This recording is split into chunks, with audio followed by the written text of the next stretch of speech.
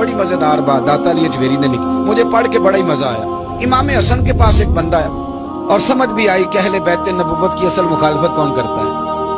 एक शख्स आया तो उसने आके ना माज़अल्लाह हजरत मौला अली शेर खुदा को माज़अल्लाह सुम्मा माज़अल्लाह इमाम हसन के वालिद को बुरा भला कहा। फिर इमाम हसन को कहा, वो बुरा भला कहता जा रहा है, इमाम हसन मुस्कुराते जा रहे, हंसते जा रहे।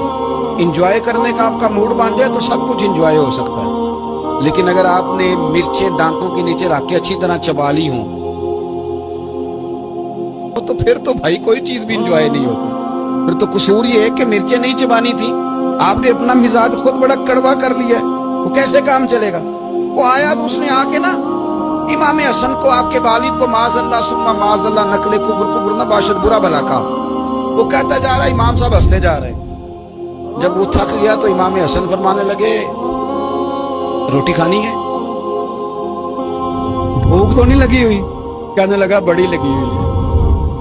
फरमाने लगे इसको रोटी खिलाओ।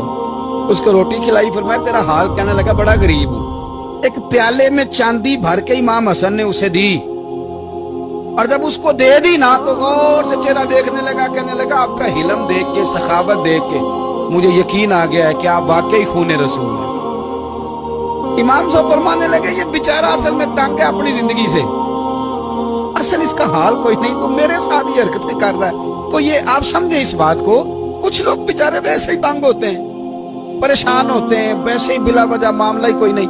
इमाम हसन रज़ी अल्लाह ताला ने हमें सबक दिया है। वो अल्लामा इकबाल कहते हैं कि एक मौलाना ना मेरे सामने ना एक भूखे आदमी को सामने बिठा के तो हदीस पाक का दर्स दे रहे थे।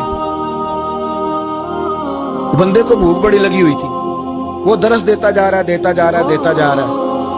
तो इकबाल कहते हैं मैंने उसे कहा कि फाका कश को दर्स से शरीयत से क्या गरज, इसके शिकम की आग को तो रोटी चाहिए भाई, इसे रोटी खिला, इसे तेरी कोई समझ नहीं आ रही, तो भूख लगी हुई है, पहले खाना खिला ले, फिर जरा इसके होश ठिकाने आएंगे, फिर इसे दीन की बात बताना। हम लोगों का ज़हन नहीं समझते कि बंदा किस किस्म का है।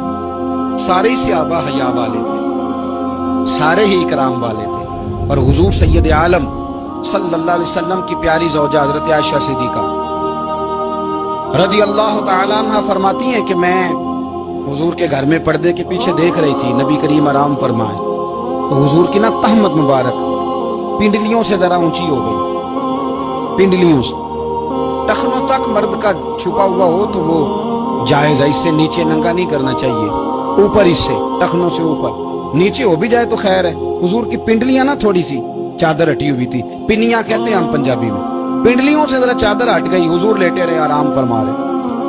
फरमाती हैं बाहर दस्तक हुई, हुजूर ने फरमाया कौन है? अर्ज की अबू बकर सिद्दीक को, या रसूलल्लाह इजाजत हो तो हाजिर हो जाऊं? हुजूर ने फरमाया आ जाओ। कहती हुजूर लेटे रहे, हज़रत अबू बकर आए, बातचीत होने लगी। थोड़ी देर के बाद फिर दस्तक हुई, कौन है दरवाजे पे? या रसूलल्लाह उमर बिन खत्ताब हूं। फरमाया आ जाओ, आ गए, बातचीत होती रही। थोड़ी देर के बाद उस्मान गनी आए, या रसूलल्लाह आ जाऊं? फरमाया उस्मान जरा ठहर। हजरत उस्मान ठहर गए, नबी करीम उठ के बैठे, चादर मुबारक पिंडलियों के गिर्द लपेटी, अपने कुर्ते को सीधा फरमाया, कहा उस्मान आ जाओ। तो उस्मान आए, बातचीत हुई, चले गए। सैयदा कहती है मैंने पूछा या रसूल अल्लाह उस्मान तो बड़ी ठंडी तबीयत का बंदा है, वो तो बड़ा बड़ा मीठा आदमी है, हुजूर कोई जाहो जलाल नहीं, कोई बात नहीं, कोई, वो तो बड़ा प्यारा है। उमर आए तो आप लेटे रहे, अबू बकर आए तो आप लेटे रहे, तो उस्मान? हुजूर फरमाने लगे आयशा उस्मान से तो फरिश्ते भी हया करते हैं, उस्मान से तो फरिश्ते भी हया करते, तो मैं ना हया करूं?